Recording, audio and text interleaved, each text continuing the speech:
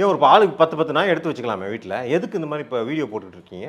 உங்களுக்கு நாய் மேலே அவ்வளோ காதல்னா 10 நாய் எங்கெல்லாம் பிரச்சனை இருக்கோ நாங்கள் வேணும் லிஸ்ட்டு போட்டு தரோம். அங்கங்கே 10 நாய் எடுத்து வீட்டில் வச்சுக்கோங்க. எதுக்கு வீடியோ மட்டும் போடுறீங்க? போட சொல்லுங்கள், பண்ண சொல்லுங்கள். பண்ணுவாங்களான்னு கேளுங்க முதல்ல.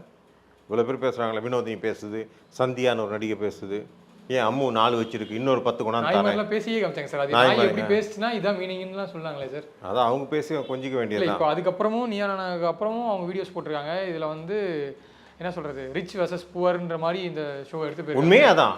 நீங்கள் வந்து இல்லை உண்மையே அதானே.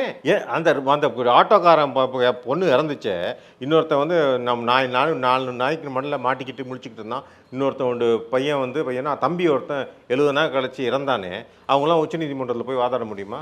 ஃபைட் பண்ண முடியுமா? ஸோ யாருக்கான சட்டம் இது? இது ஒரு பணக்காரங்களுக்கான சட்டம். அம்மு, சந்தியா, வினோதினி போன்றவர்கள், படவா கோபி பணம் இருக்குது, அவங்க சுப்ரீம் கோர்ட்டு போகட்டும், சீனியர் லாயர் வைப்பாங்க.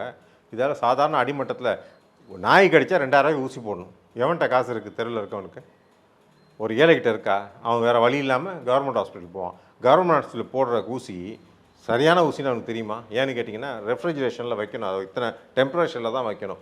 பாதி அரசாங்க ஆஸ்பத்திரிலாம் எப்படி இருக்கும்?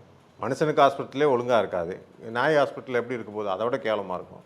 அந்த வேக்சினேஷன் வேலை செய்யலைன்னா அவன் செத்து போயிடுவான்ல.